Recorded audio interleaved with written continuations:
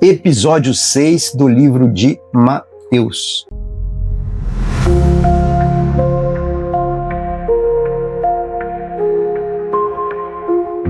Vamos lá? Quando você abre a Bíblia e você pega Mateus ali, você vai lendo Mateus 1, Mateus 1, 2, 3, 4. Primeira passagem ali até Mateus 1:16, ele vai falar sobre a genealogia de Jesus. E muitas vezes você já pula essa parte logo e vai para o Sermão da Montanha, porque você não compreende o que está acontecendo ali. Você vê aquele monte de nomes e parece ali uma lista de convidados de uma festa, então nomes soltos ao vento ou que não vão fazer diferença na sua vida.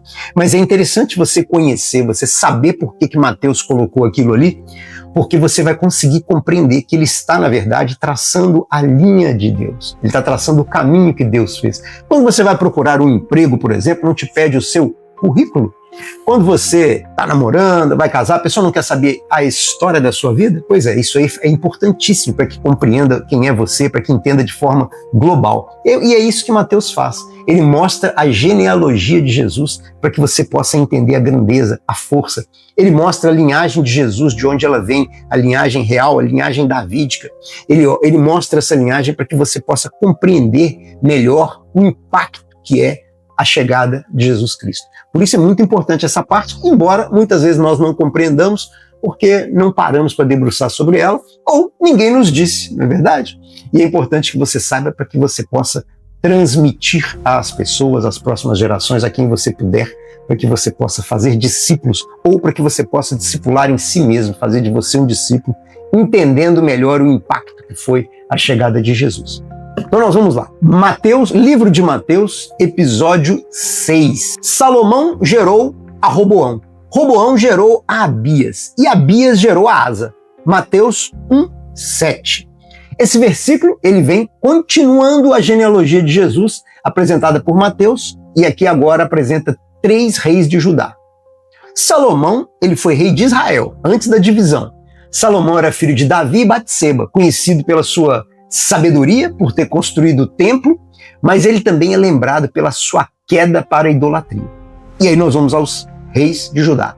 Roboão, filho de Salomão, ele foi rei de Judá, mas no seu tempo aconteceu a divisão do reino. 10 tribos do norte foram para Israel e ele ficou apenas com Judá e Benjamim, tribo de Benjamim.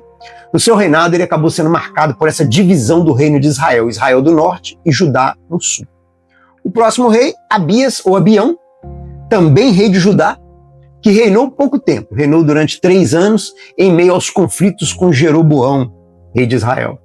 E Asa, vem em seguir, é o quarto da lista, sucessor de Abias, que também foi rei de Judá. Esse foi o rei que trouxe as reformas espirituais. Ele removeu aqueles ídolos e buscou restaurar o culto ao Senhor. Esse versículo, ele mostra que a linhagem messiânica não foi formada por líderes perfeitos, mas por homens falhos, alguns deles infiéis, outros até desviados. Isso ressalta a graça de Deus. Mesmo com erros humanos, o plano divino redentor permaneceu firme até chegar em Jesus Cristo. E aí nós vamos seguindo no livro de Mateus. Asa gerou Josafá, Josafá gerou Joroão, Joroão gerou Uzias. Mateus 1:8. E aí nós vamos entender essa passagem. Asa, rei de Judá, que buscou o Senhor removendo os ídolos. Josafá é filho de Asa. Ele foi reconhecido por buscar alianças. Às vezes alianças boas, às vezes alianças não tão boas assim, né? Ele foi um rei piedoso, ele incentivou o ensino da lei, mas ele acabou se aliando a Acabe, rei de Israel, e isso aí trouxe muitas consequências. Joroão, ou Jeorão, foi filho de Josafá, ele casou-se com Atalia, filha de Acabe e Jezebel, e trouxe de volta a idolatria para Judá. Seu reino foi marcado por muita violência, ele matou os irmãos até para garantir o reino. Uzias, que é o próximo, ou Azarias, ele é bisneto de Josafá. Aqui Mateus, ele pulou alguns nomes, como Acasias e Joás, algo comum em genealogia bíblica para poder simplificar a lista. Uzias foi um bom rei no início, mas no fim ele acabou caindo em orgulho. Ele tentou queimar incensos no templo, que era uma função exclusiva dos sacerdotes, e ele acabou ficando leproso até a sua morte. Em resumo, em Mateus 1:8, nós temos mais 3 reis de Judá na linhagem de Jesus: Josafá, Jorão e Uzias. Então como é que nós ficamos nessa linha do tempo, né, dos reis em Mateus 1, 7, 8?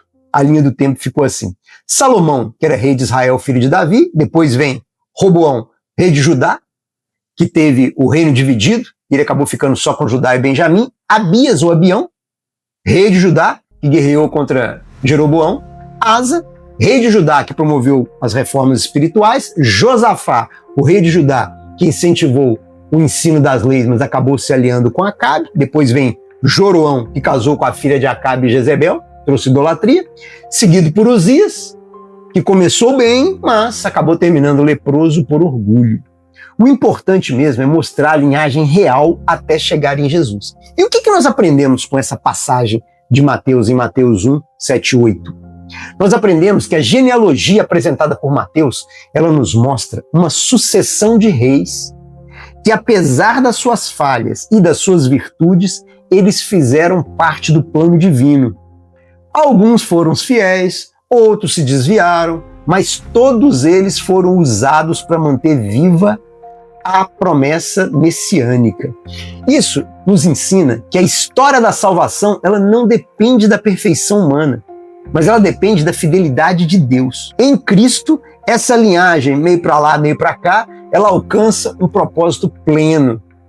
E como é que nós conseguimos encaixar isso na nossa vida cotidiana hoje? Assim como Deus conduziu a história através de homens imperfeitos, Ele também pode e age em nossas vidas, na minha vida, na tua vida, mesmo quando nós falhamos, ou mesmo quando nós nos sentimos incapazes. O Senhor, Ele escreve a sua vontade soberana apesar das nossas fraquezas, apesar da minha fraqueza, apesar da tua fraqueza, apesar do que você fraquejou ontem e apesar do que possivelmente você poderá fraquejar hoje. Se nós confiarmos nele,